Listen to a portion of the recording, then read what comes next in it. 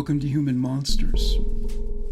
I was pleasantly surprised about the feedback we received with regards to the Piketon Massacre episode. It was one of those incredible cases that took a very long time to dissect, and to this day, I struggle to believe it is more than a tale of fiction. We will definitely keep you up to date with the trial of Billy Wagner, especially because his direct involvement could cost him his life. It's doubtful from what we have heard and seen that this is a death penalty case. All eyes will be on Pike County, January 2025. Lately, we've been focusing on men who are murderers, but the female of the species is more deadly than the male. Statistically, only 15% of serial killers are female, but my devious mind wonders if it is just that less women who kill are caught. It's also more often than not that a woman will use poison to kill her victim. My own personal opinion is that the cleanup after the murder is far less cumbersome, and the cause of death, unless a toxicology report is requested, is much easier to hide.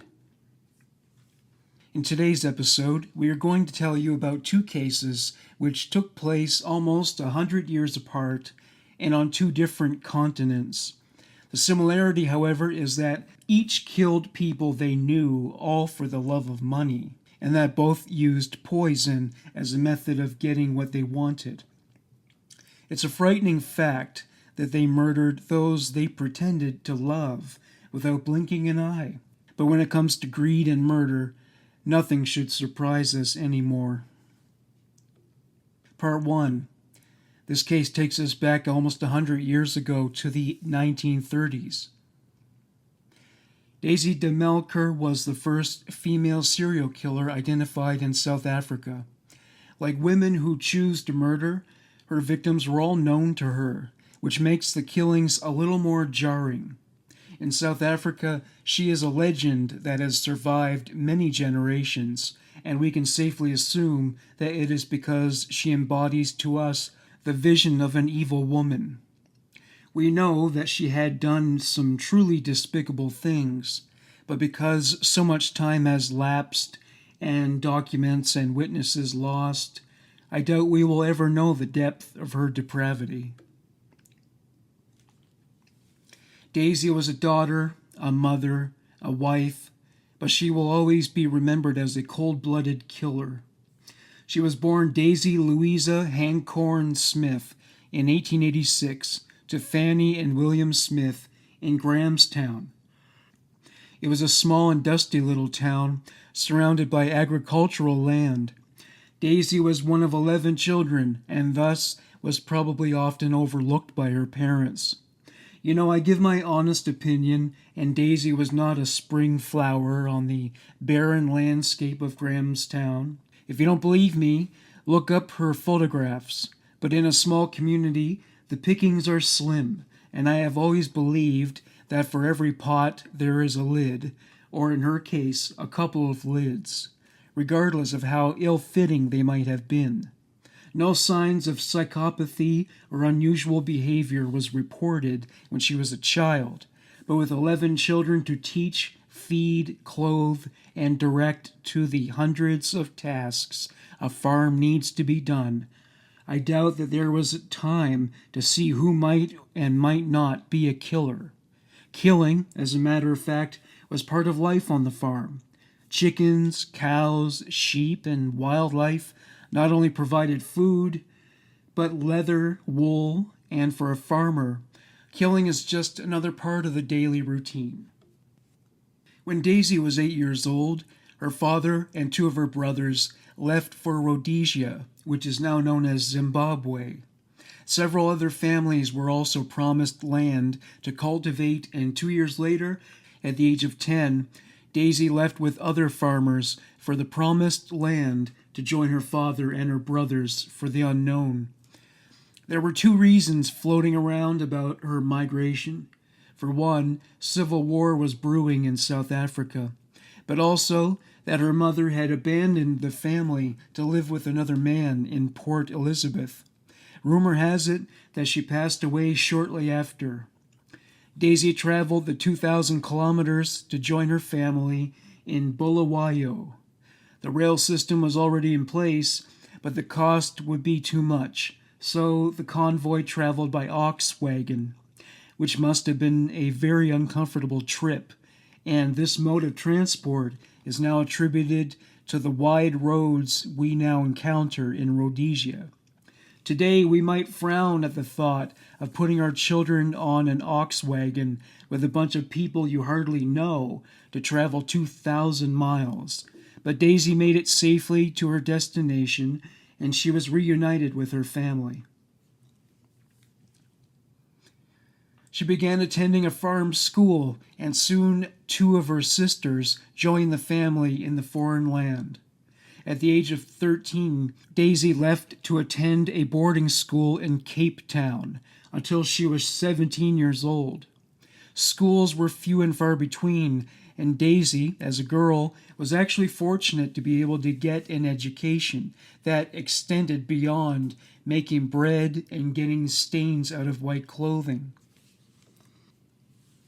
In 1903, she left for Rhodesia again to complete a diploma in nursing. She would complete her studies in Durban, and this is where she would learn what love is. His name was Bert Fuller, and he was just slightly older than Daisy. The government official and she fell quickly in love. They became engaged, but the wedding would never take place because Bert became deadly ill and died with Daisy at his side. It was suspected that he died from a rare autoimmune virus caused by malaria. Only years later, the symptoms Bert suffered would be compared to that of poisoning. There is no proof, but Bert might very well have been Daisy's first victim. When Bert asked her to marry him, he had also made her the beneficiary of his life insurance policy. The policy paid her out £100, which in today's money is about 100,000 rand. Daisy stayed single for the next couple of months, and the next record of her is when she reappears in Johannesburg. While there, she met a plumber, William Cowell, who happened to be 14 years her senior. Johannesburg was a booming gold mining town, and William wanted for nothing. The couple married within 18 months and spent the next couple of years in Turffontein. During this time, Daisy gave birth to 5 children, but tragedy was not done with her. Out of every 1,000, about 200 children and infants would die. As medical advances were made, the surviving babies grew in numbers, but in those days, chances were that you would lose a child by 20%. In the case of Daisy's children, however, only one would survive to full childhood. There is no proof that she killed her children, and now at least we know that women often suffer from postnatal depression and other mental illness after birth. Her first set of children were twins, which, considering the time and place, must have posed a challenge in itself. I am convinced taking care as a first-time mother of 2 babies who were fragile was exhausting, but neither child made it through infancy due to the lack of medical care. In 1911, Daisy gave birth to a boy she named Rhodes Cecil, and he became the absolute apple of her eye. Rhodes was a healthy and strong boy, and Daisy showed a more maternal side with him. Shortly after Rhodes's birth, Lester was born, but he would not live to see his 5th birthday. Daisy told those who asked that he had an abasis on his liver. There's actually a condition with the same name, with symptoms such as weight loss, stomach pains, and discolored stools. Her final child was William Cowell, but only lived for 15 months, according to Daisy. He began having tremendous convulsions, and an hour after Daisy took him to bed, the baby died. The outpour from the community was heart-wrenching. This poor woman had lost 4 of her 5 children so young, and a fiancé. Daisy and her husband had no more children and showered all their love on Rhodes. They decided to move to Germiston, and all seemed to go well until 1923, when things became undone again. As a plumber, William would often have aches and pains, and she dutifully dosed her husband with Epsom salts. On the 11th of January 1923, William woke up that morning and told his wife that the Epsom salts made him feel worse and that he felt that he needed to go to a doctor. The doctor prescribed bromine, but the cure did not seem to work. It was a remedy usually used for muscle aches and convulsions. After the doctor left, William's health declined to the point that Daisy ran to the neighbors for help. When the doctor arrived for a second time, William had turned purple and was foaming at the mouth. He died before the doctor could properly examine him. Unfortunately for Daisy, this doctor was a little more suspicious and refused to sign off on a death certificate without an autopsy. He had been practicing for decades and knew the effects of a poison called strychnine. Today it is used as a pesticide in rodent control. It's a highly poisonous substance. Symptoms include convulsions, damage to the liver and kidneys, rigidity in the muscles, and soon the patient will pass away. The doctor's pleas for an autopsy were ignored, and the death certificate stated that William died from lung and liver disease. The gravel had hardly hit the coffin, and Daisy was already preparing to cash in her next insurance claim. In today's money, that would have made Daisy a millionaire. Rhodes and Daisy lived in the same home so many family members had perished in over 3 years.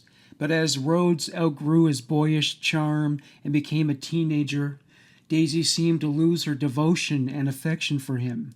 The relationship between them became strained, especially after Daisy met another plumber. Robert fell head over heels for Daisy, and the two decided to tie the knot on the anniversary of William Cowell's death. Teenage Rhodes and his new stepfather did not get along at all, and the two constantly argued. About 2 years after the wedding, Robert fell very ill. When Robert's brother came to visit him at his house, David insisted that she be made the beneficiary of Robert's estate. It was successful because he never got around to it, or that he smelled a rat, that Robert never got around to making his wife his benefactor. Robert's brother insisted that the insurance was not changed, and out of the blue, Robert recovered. His health did not remain well for long. A few months later, Robert fell ill again. He was enjoying a beer prepared by his adoring wife when he started to exhibit the same symptoms as before. This time he did die, and Daisy received £1,500, which is in today's money 4.5 million rand. Both husbands were buried next to each other in Brixton Cemetery. Daisy spent the next 4 years spoiling herself and her son. Rhodes never bothered to find employment because by now his mother was loaded, but Daisy had a thing for plumbers, and soon Sidney de Melker caught her eye. Sidney had a daughter the same age as Rhodes, and he was kind to Rhodes. Sidney and Daisy married, and if you thought it was Sidney who became ill, you are wrong. Rhodes was under the impression that he was going to inherit money from his father's estate when he was 21 years old, and it was all he could talk about. Rhodes had been doing minor repairs on cars, and on the 2nd of March, 1932, he set off to his part-time job with a flask of coffee his mother prepared for him. On his lunch break, he shared his coffee with a fellow worker, and both men became desperately ill. Both threw up and felt better, and it would later emerge that Daisy had changed from strychnine to arsenic. Daisy had miscalculated the dosage, but she would not make the same mistake again. And 2 days later, she stood by her beloved son's bedside and watched him die a slow death in agony. The cause of Rhodes's death was put down to cerebral malaria, which he contracted while working in Swaziland. We can speculate that Daisy knew her son saw too much. Daisy must have thought she got away with another murder, but Robert Sprout, brother of William Sprout, had been watching Daisy and her doings for some time. He was so disturbed by the death of his brother that when Daisy's son died, he strengthened his resolve to unmask a female serial killer. William went to the police with his suspicions, and they took them seriously. The bodies of the 3 men who were presumed to be the victims of Daisy de Melker. Her son Rhodes's body was remarkably well preserved, likely because of the arsenic Daisy used to poison him. Strychnine was found in the bodies of William Sprout and Robert de Melker. Arsenic was also found in the workmate of the friend Rhodes shared his flask of coffee with. Tests done on the flask also concluded that arsenic was present. The judge pronounced Daisy guilty of the murder of her son. This was a time when the death penalty was still in order, and Daisy would be taken to a place of execution where she was hanged until dead. The sentence was delivered on the 30th of December, 1932. Her husband, Sidney de Melker, refused to believe his wife would have killed her son and 2 husbands, and clung to that belief for 2 decades until he died. Part 2. Some Mirrors in Cyanide. The Case of Jolly Joseph. Who does not love a magic show? Just knowing you are about to experience an illusion that will challenge your everyday reality must be one of the most exciting things to me in the world. As we grow older and realize the acts are indeed non-magic, but carefully constructed deceptions and sleight of hand, once we are watching the show, it's difficult not to be transported to the spectacular world of card tricks and vanishing spells. The magician can cut a woman into 2 or make a rabbit jump out of a hat. We choose to believe, despite all the logic we have accumulated in our lifetimes, that what is happening in front of us is real. We all create our own kind of illusions every day. We tell little white lies to add color, shape, and sparkle to dull events or to get what we want. We justify it by telling ourselves, no harm, no foul. To one woman in India, the lies and illusions began small, but as her greed grew, so did webs of deceit. The crime I am about to tell you is so unbelievable and fantastical that if it wasn't for the thousands of pages in the form of affidavits, statements, and other formally released documents from the police and courts, you would be excused to think that this story is more fiction than fact, and that surely you are hearing the script for a Bollywood movie. Imagine you are taking a trip to India, not Bombay with its overcrowded streets and slum areas made famous by Slumdog Millionaire, but the roving lush hills of the outskirts where farmers live in harmony with the jungle and enjoy a simple life, still steeped in many traditions. It is in one of these quaint villages the story of Jolly Amar Joseph began.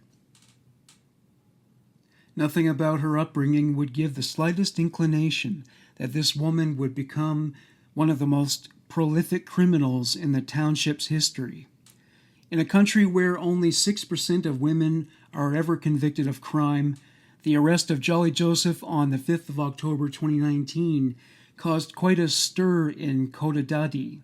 This humble, sleepy town, which Jolly called home for many years, would never be the same again.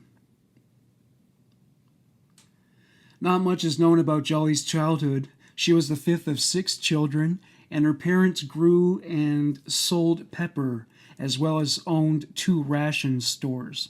The family was by no means wealthy, but they were better off than most. She was described as a quiet and respectful child. Some neighbors would say that her parents were stingy and did not always treat her well. But her brother, who took over the farm, would say she was spoiled and always craved the finer things in life. There was no doubt that Jolly was a very bright child. She did exceptionally well at school and was the first of her family to pursue a university degree. To Jolly, this experience was liberating. She was in love with the student life and had, as she did in her village, an active social life. Most remember her as an intelligent woman with social grace. Just one incident gives us a clue of things to come. A roommate accused her of stealing a pair of gold earrings. An ugly row ensued, and Jolly was told to move out. It is here where the beginning of the end for Jolly began. Whether she did not complete her degree in commerce because it was too difficult, or whether she just did not want to because it was too much work, we do not know. What is known is that she continued the charade, taking money from her parents, as if she was still well on her way to achieving a higher education. In May of 1997, Jolly would attend a family gathering of Manjadi Matthews, during which she met his nephew, Roy Thomas. It was love at first sight, and the romantic relationship blossomed fast. In a country where arranged marriages are still frequent, the love match seemed ideal. The problem was that neither Jolly nor Roy were prepared to work for what they wanted or had. By all accounts, Roy was lazy, lethargic, and unambitious, and he had a serious alcohol dependency problem. Jolly, on the other hand, had lied to her parents about her studies.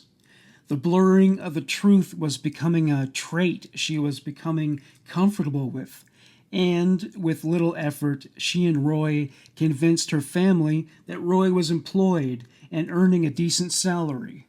The fact of the matter was that Roy's parents had, for the majority of his life, provided for him. To Roy's parents, she carefully portrayed herself as an educated woman with a master's degree in commerce. Roy's parents were impressed. Both were well-respected teachers, and Tom Thomas even owned the Divine Education Society, a learning institution with a good, solid reputation. The only person who raised disapproval of the love match was Manjadi Matthews. He knew from the start the two of them together in a marital union was a bad idea. Whether he just knew his nephew was a washed-out alcoholic that would amount to nothing, or if a sixth sense warned him of the impending doom to come, we will never know. His objections were ignored in June of 1997 when Jolly and Roy were married. Her attempts at gaslighting hers and Roy's situation and manipulating the narrative had succeeded. Roy and Jolly moved in with Tom and Anam Thomas. Roy's parents were by no means blind to their son's faults, but Jolly had thus far successfully played the role of educated daughter-in-law and devoted wife. Of the elderly Thomas couple, Anam was the more dominant. She ran her career and the household with an iron fist. This matriarch was by no means a tyrant. In her community, she was a revered member of her social circle, and she and Tom not only taught children in the village extra lessons, but they also took the time to mentor and give advice to younger members of their community. To Jolly, Anam embodied everything she wanted to be. She admired the elderly woman tremendously and idolized her mother-in-law with a combination of prideful envy and adoration. In 1999, Jolly gave birth to her first son. Roy, as predicted, had made no real plans to pursue a career or to provide for his young family. The couple was completely dependent on the income of Roy's parents. The first hiccup in living a life of leisure came in 2002 when Anam announced that she wanted to retire. When Jolly was first introduced to the family, she continued with the lie about her education, adding that she had achieved a master's degree in commerce. Without Anam's income, the household's finances began to take strain, and Anam also felt that such a useful degree should not be wasted. Jolly knew the moment she tried to apply for a job, her lie about her qualifications would be revealed. First, she objected that her son was still too small, but Anam refused to listen to any excuses. She offered that she would take care of the child, since having worked so hard for a higher education and to not use it would be, in her eyes, a sin. With her back against the wall, instead of coming clean, she adds another layer to the flimsy house of cards she was building. To Jolly, Anam's existence had become problematic. She told her mother-in-law she needed to take an additional course to be able to get a decent job in government, and her in-laws, who by now had been fooled for so long, paid for this make-believe course. No one knows where she went or what she did, but no evidence of this course was ever produced. What we can, however, surmise is that during her absence, Jolly was planning the demise of her mother-in-law. During the festival of Odom, Jolly returned home to her family. She openly later admitted to attempting to poison her mother-in-law soon after her return. The first time just gave Anam indigestion, and the second time resulted in her having to stay in hospital. Then Jolly remembered the product, dog kill, her father used on the strays around their property. Shrewdly, she procured the poison from a veterinarian in the neighboring town. Then she did something that, to me, solidifies her personality as pure psychopathic. She tested the poison on her dog that she had had since childhood. It begs the question of whether she was, for all the years she had the dog, really a doting owner or just reigning the emotions. The dog, sadly, immediately died, and the plan was set into action. During Onam, no servants were present in the house, and Jolly took it upon herself to prepare a special bowl of mutton soup for her mother-in-law. Within minutes, Anam started foaming around the mouth and fell to the ground. Jolly immediately shouted cardiac arrest. Despite valiant efforts, Anam passed away quickly, and no one raised an eyebrow. She was, after all, elderly, they argued, and thus no inquest was requested. With Anam gone, Jolly immediately assumed the position of matriarch. She became to Tom, who had for the most part depended on his wife, a daughter, more than a daughter-in-law. Systematically, she not only took the main role over as head of the family, she also took charge of the finances, declaring that she, after all, had a degree in commerce. She artfully negotiated her rise in stature by declaring she had been offered and accepted a position at the highly regarded National Institute of Technology. Her motives for this deceit are truly baffling. She went as far as forging fake identity cards and even a sticker with the university logo on the side of her car. Her second husband, and there will be a second husband, would tell police how she would pretend to be on the phone, talking to students or other employees of the institution. All of this was revealed to be false. No records of her working there would ever be found. What she did for the 16 years she continued this lie, no one knows. Perhaps the prestige and admiration it gave her was an enticing enough reason. The fact that no income seemed to be earned from her many hours at the university, working, seemed also not to have raised any suspicions. She would borrow money from her parents at times, but soon it became clear that the only way to obtain all the wealth is by getting rid of Tom Thomas. Using her connections she had made while investing Tom's money in real estate, she found someone qualified enough to forge the final will and testament. This was the only way she could ensure Renji and Rojo, Roy's younger siblings, would inherit nothing. Her overpowering greed had sealed the fate of Tom Thomas, and on the 26th of August 2008, he collapsed after digesting a tablet Jolly had filled with cyanide, but given to him as if he was taking his daily medication. The verdict was, of course, cardiac arrest, but Jolly added the romantic notion that Tom just did not want to continue alone without his beloved Anam. I want to turn on my hazards here and tell you a little bit more about cyanide. It's a poison found mostly in tiny amounts in the seeds of certain fruits and nuts, specifically almonds.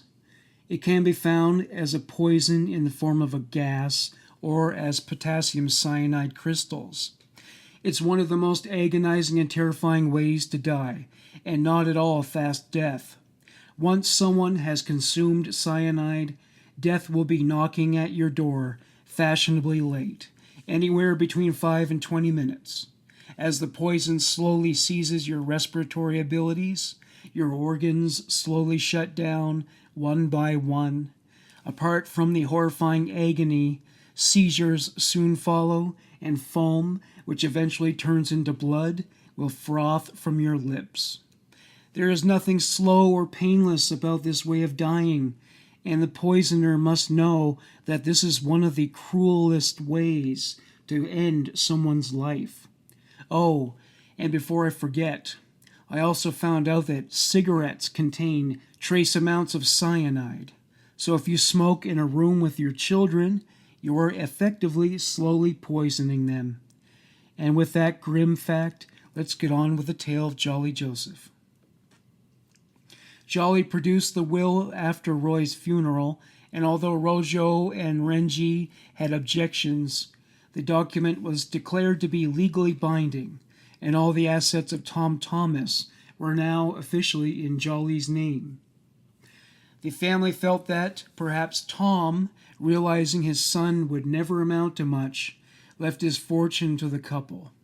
He probably figured that in Jolly's name the assets would not be squandered. She had a degree in finance, after all.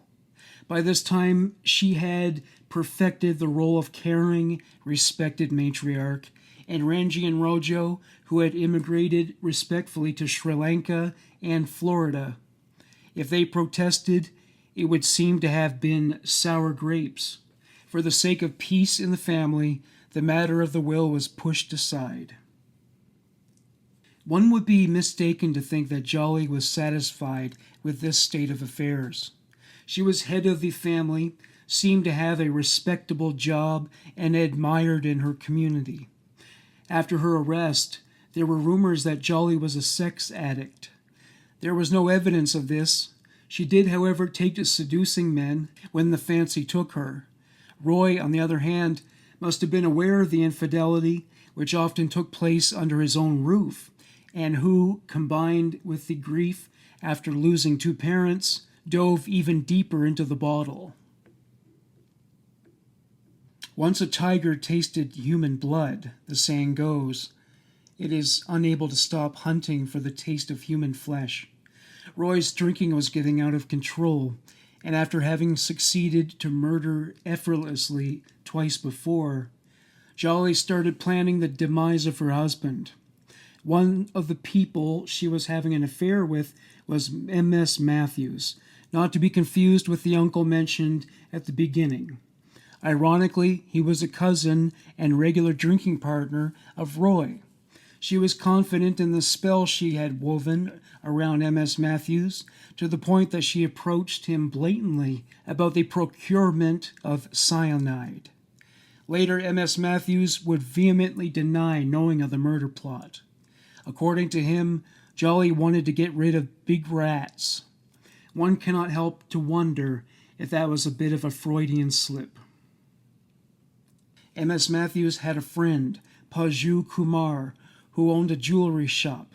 Cyanide is used in the cleaning and coloring of gold, and jewelers have a license for it. Kumar, who was a known Casanova, was easily convinced to part with some of his product for a promise of sex with Jolly and 5,000 rupees, which translates to about $90. Fortunately for us, Jolly gave a rather graphic statement about the night of the 30th of September 2011. Roy had gone out drinking and, although it was a Friday night, Jolly sent the boys to bed early. She had prepared Roy's favorite rice and chickpea curry, and once she was certain the boys were asleep, she went to the kitchen, retrieved the cyanide she had hidden in the coffee tin, and laced not only his meal, but also the glass of water she was accustomed to serve with his meal. She then went to lie down next to the sleeping children, and she waited. Roy eventually came home, checked on his sleeping family, and went back to the kitchen, presumably to eat his supper. It was the first time Jolly used cyanide, and she became anxious when she heard no further sounds. She went to the kitchen and found the half-eaten plate of food, but no Roy. Suddenly, from the direction of the washroom, she heard wrenching and choking. Roy was clearly in distress, but Jolly was taking no chances. She waited till all sounds from the washroom subsided before she ran to Manjaya D. Matthews, Roy's uncle, who immediately had a locksmith open the door, which Roy had locked from the inside. This time, when Jolly shouted cardiac arrest, Manjaya Matthews did not agree. People in his family were dropping like flies, and he insisted on answers. He requested an inquest, which Jolly refused. He then approached Roy's siblings and asked for permission for an autopsy from them. Rojo, who had already suspected foul play, readily agreed, and after the cause of death was revealed to be potassium cyanide poisoning, all turned to Jolly for an answer. By now she had perfected the art of cunningly deceiving and manipulating people. She told the family Roy had been so devastated by the loss of his parents that he had drank poison and committed suicide. Most of the family accepted this explanation and even agreed to having the original cause of death listed as cardiac arrest, to spare the family more grief. Little did they know that Jolly had no intention of slowing down on her path of death and destruction. Manjaya D. Matthews, however, could not console himself with the verdict of the death. Rojo and Renji's objections now seemed more viable. When his sister Anana died, it was deemed natural. He knew his brother-in-law was struggling after the death of his wife, so that death was even, in a way, to be expected. The deaths of his three close relatives might have been coincidental. Accusing Jolly of murdering members of her own family would be seen as an outrageous claim, but he could not shake the nagging feeling that the deaths were more than bad luck, and that Jolly might be involved. Jolly had been nothing but supportive and kind, and he was sure if it wasn't for her, the family would have crumbled if Jolly was not around. He struggled with the same conflicts of the heart and mind as do many victims of loved ones at the hands of close members of the family. It's absurd that someone so close to you could be a murderer.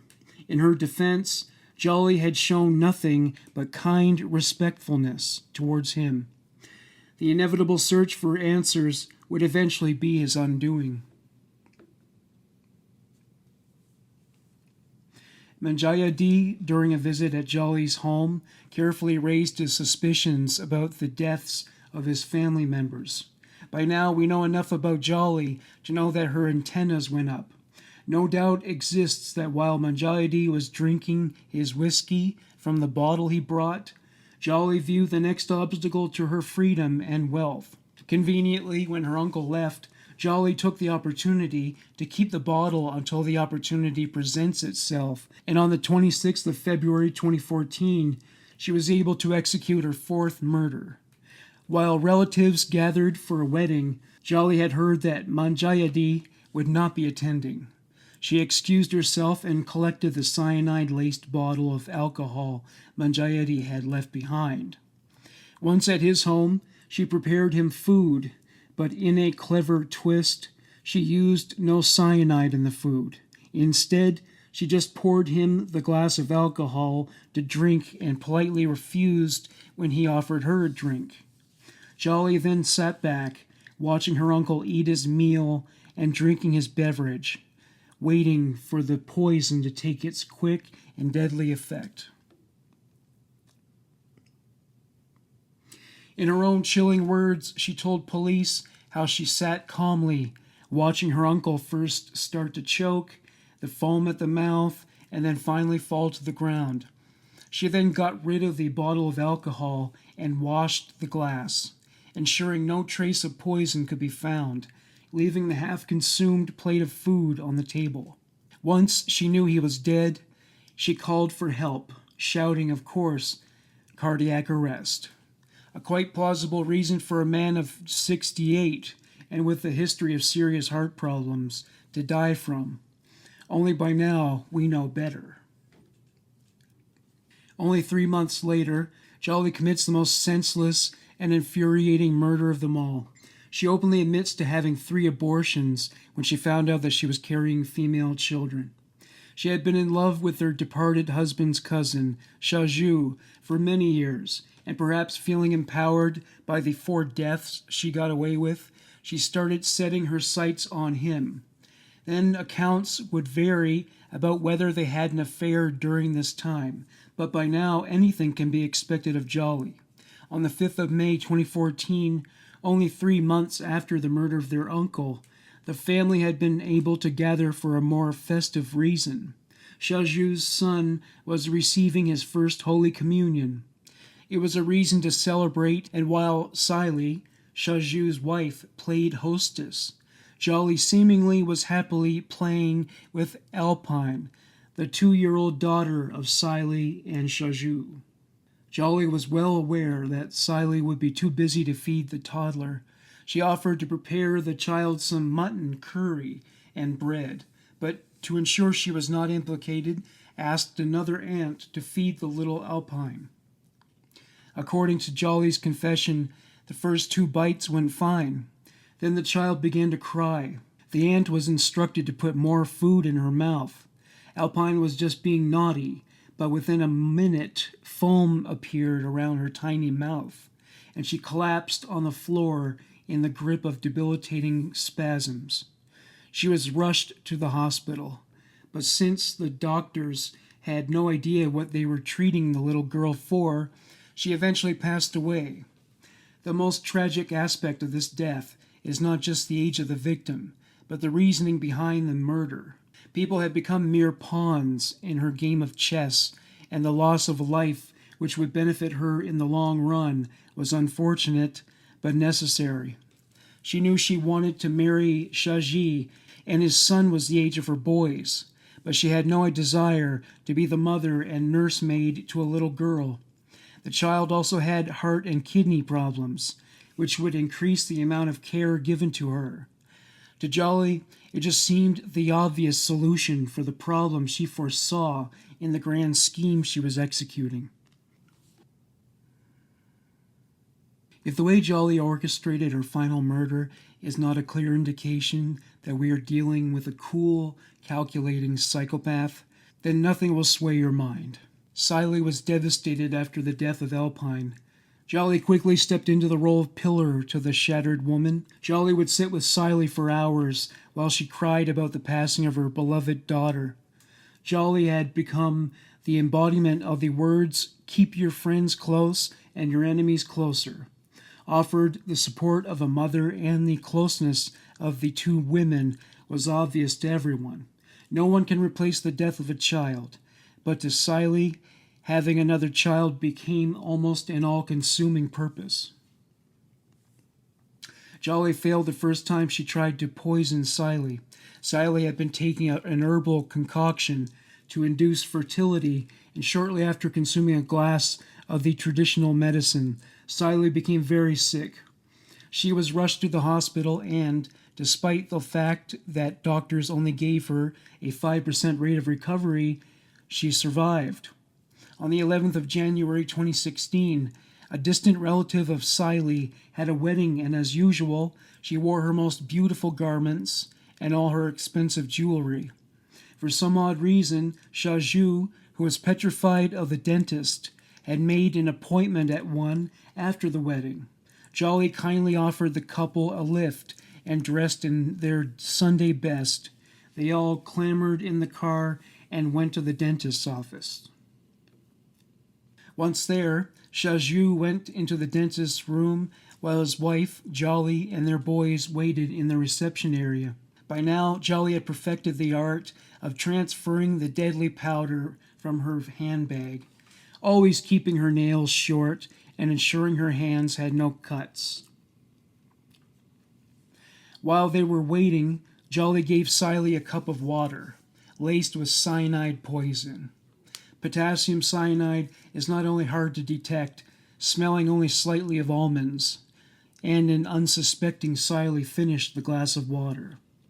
All Shaju would later recall was the cries from the son in the waiting room as his mother collapsed onto Jolly's lap, her body racked in spasms.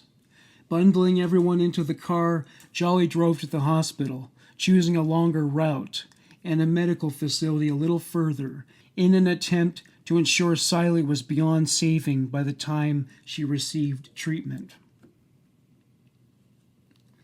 This time Jolly succeeded, and Siley was declared dead on arrival. Once again, no inquest was requested, and in a brilliant move, Jolly ensured that not only someone else signed the death certificate, but that Shaju removes all Siley's jewelry.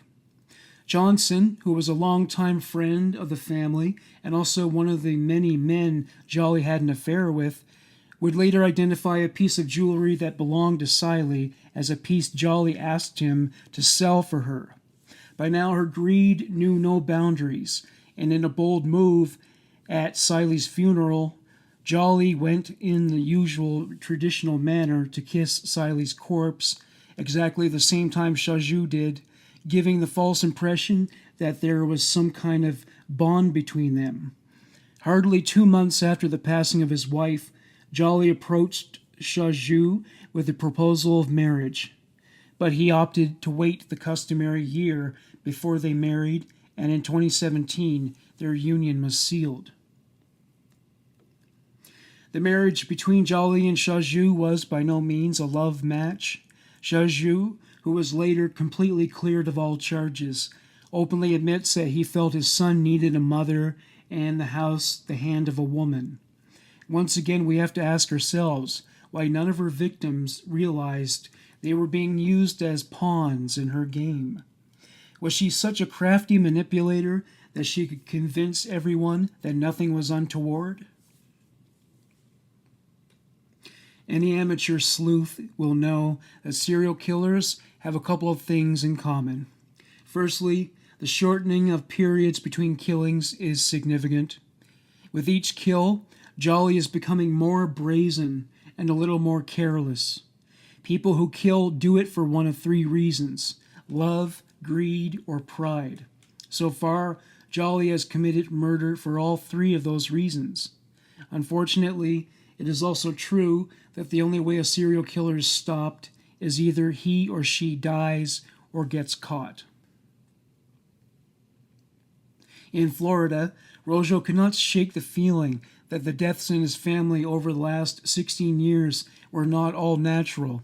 Especially Roy's death bothered him tremendously. His brother was many things, but not suicidal. Also, where would Roy find cyanide so readily? The question that bothered him the most, though, was this: if Jolly was preparing Roy's omelets, why was there undigested food found in his digestive system? To Rojo, it was not about the money or the property. His instincts told him something was wrong, and thus he traveled to India, and in 2017, he successfully had all the remains of his relatives exhumed following his request for an inquest. Jolly vehemently objected to the inquest. The souls of the departed would not rest if they were dug up, she argued, but to no avail. She pleaded with Rojo to let the matter go for the sake of peace in the family, but her frantic offer to give him the property of his parents in an attempt to bribe him to stop with his search for answers only solidified his resolve. The rumor mill in the small village had already been turning, and when Rojo was granted permission for the inquest in March 2019, Jolly could literally see her house of cards falling down. When her husband asked her about the rumor that she had been faking her position, as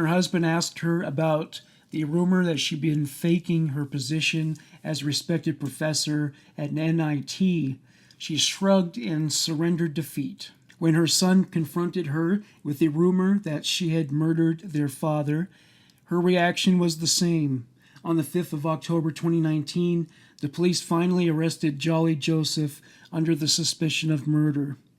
Once the news about the crime broke, people from all over India flocked to the village to behold the woman whose face was constantly displayed on their television screens. The Indian criminal and court system is different in many ways to that of systems in the West. For one, the accused is taken to the place where the crime was committed, and thus Jolly gave the police the 2 bottles of cyanide she had hidden in her pantry. Images on screen show a stoic Jolly with a poker face going from property to property to show police all the places she committed her crimes. During the walk with police to gather information and evidence, crowds of people lined the streets and shouted obscenities at her. By now, Jolly had, without provocation, openly confessed in detail to all the charges made against her. Police hope that she will confess in court in front of a magistrate, because if she does not do that, according to Indian law, her confession is not accepted in a court of law. Altogether, 7 others have been implicated in the crimes committed by Jolly Joseph, from the politician Mr. Klumar, with whom Jolly did business, to his lawyers and actuary who signed the falsified deeds. Ms. Matthews and Johnson, who were also Jolly's lovers, were also detained for a period of time. But all the accused so far, except for Jolly Joseph, have been released on bail. The wheels of justice in India grind slowly, but what is evident by the work the detectives have done, it does grind finely and without prejudice.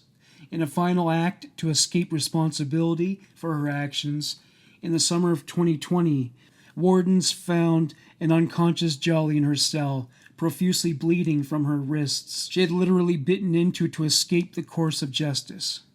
This final dramatic attempt to avoid being punished for her crimes, however, did not help her third appeal for bail, and as of the 1st of March 2021, she was to remain in custody until a date for her hearing was to be arranged.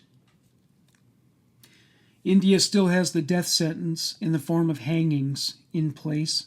Only 1 woman has so far been convicted and sentenced to death. Shabnan Ali was sentenced to death for the brutal murder of 7 of family members because they refused that she enter into a romantic relationship with a man the family did not approve of. Jolly's execution is currently still pending. We will have to wait and see what the courts decide what would be a satisfactory punishment for Jolly, and currently the death penalty seems more than likely. So far there has been no further updates, and we promise to keep you updated to any further developments in this troubling yet fascinating story of the ultimate betrayal by not only someone you loved, but a member of your own family. This episode was written by Misdemeanor. Thank you for listening to Human Monsters. Bye for now.